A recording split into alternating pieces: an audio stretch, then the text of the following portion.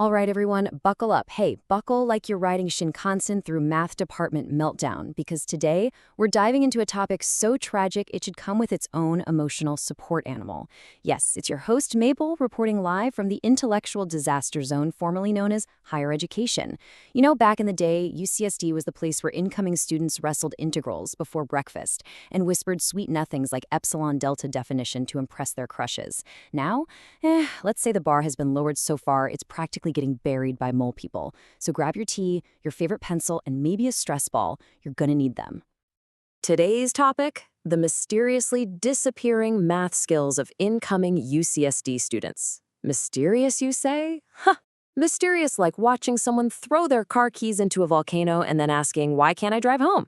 Yes, we are talking about the slow-motion academic faceplant that began around 2020, right when UC schools proudly threw standardized testing into the trash can like it was last week's natto. We want a bigger applicant pool, they said. We want fairness, they said. And what they got was, well, a bigger pool, sure, but nobody checked if the water actually had, swimmers. Some students showed up to calculus asking if the derivative was like emotional change. Oh yeah.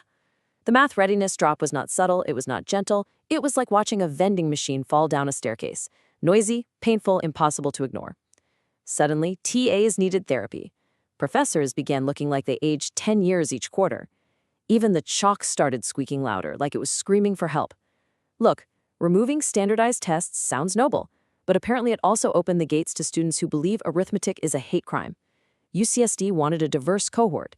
Instead, they created a mathematical zombie apocalypse. Okay, so let's get into the nitty-gritty. Just how bad are we talking here? The data from UCSD's own internal report, well, it paints a pretty grim picture. Okay, get this. According to a skills assessment they gave to students who were already placed in remedial math, a full quarter of them couldn't solve a first-grade math problem. I'm not kidding. Let that sink in for a second. Not calculus, not even algebra, first grade. We're talking about the kind of arithmetic you learn with colorful building blocks. And oh, it gets so much worse. That same assessment found that nearly 100% of these students in remedial math couldn't solve a standard 8th grade math problem. Yeah, practically everyone in the program. And just to remind you, these are students who are admitted to a premier, world-renowned STEM university. But they're struggling with concepts that most people master in middle school. And look, this isn't just some outsider's opinion. This is a direct quote from UCSD's own Senate Administration Work Group. The key thing here is they know there's a problem, a steep decline. Those are their words. You just can't make this stuff up. So what on earth happened? How did we actually get here? Well, the source material points to a very specific series of decisions. So the main event, the big bang of this whole mess, was back in 2020. The UC Board of Regents voted to just eliminate the SAT and ACT. And get this, they went directly against the advice of their own academic Senate task force. So by 2021, the first class was admitted under this new test-blind system. And the effects? Well, they started showing up almost immediately. Now, to be fair, the official reason for this sounded pretty noble. The idea was to make the university more accessible and to remove what some people saw as a barrier for really talented students who just don't do well on standardized tests. And, in one sense, it totally worked. As soon as that testing requirement was dropped, applications just shot up by 18%. So more people were applying, which on the surface looks like a big win. But, and this is a huge but, that jump in applications had a direct and, frankly, a pretty staggering effect inside the classroom. So let's take a look at how this one policy change just rippled through the entire university. What's really wild about this slide is just the sheer scale of the change. In the fall of 2020, only 32 students needed remedial math.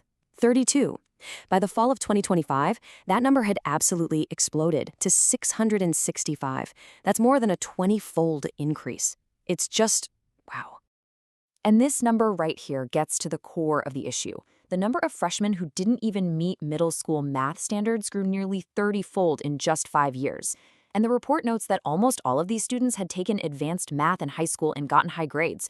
So their grades said they were ready. But reality said something else entirely. So dropping the standardized tests wasn't the only thing going on. The source points to a much broader shift in how they do admissions. focusing on what's called a holistic review and a specific category of high schools. Okay, so this is a term you really need to know to understand the story. LCFF+.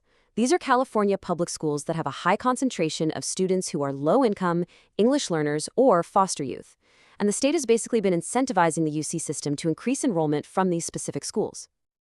And just look at this data. In 2019, students from better-resourced, non-LCFF plus schools had a higher admission rate. Okay, makes sense. But 5 years later, the whole situation had completely flipped.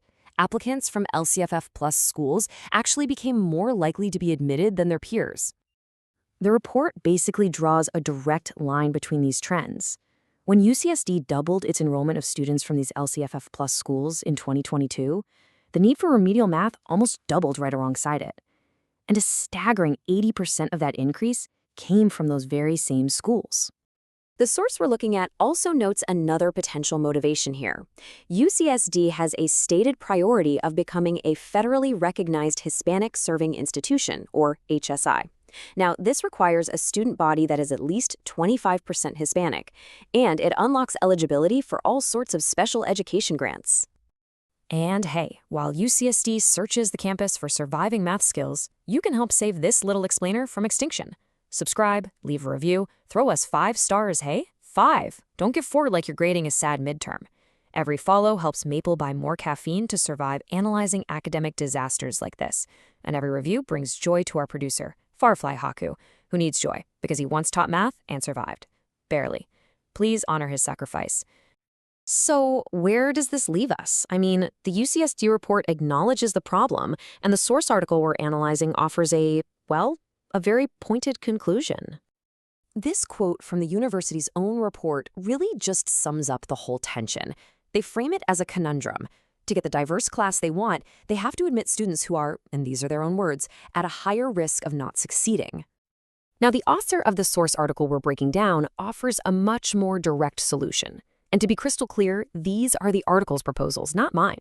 Bring back the SAT and ACT, shift the focus away from diversity and representation as the main goals, and prioritize the university's academic reputation above everything else. And that really just leaves us with this central question at the heart of this entire debate. It's a conflict that's playing out at universities all across the country. What is the right balance between opening the doors for more students and making sure that every student who walks through those doors is actually prepared to succeed? All right, Nakamachi, that's our deep dive for today. Thank you for sticking around through this mathematical horror movie. And of course, massive applause for our brilliant producer, FireflyHaku. He's the only man who can stare into the abyss of declining calculus scores and say, yes, I've seen worse, during office hours. Truly a hero, a titan, a survivor of the pre-algebra apocalypse. Thanks for listening, take care, and remember, if someone tells you math is a social construct, you are allowed to walk away slowly and protect your brain cells. Yadada.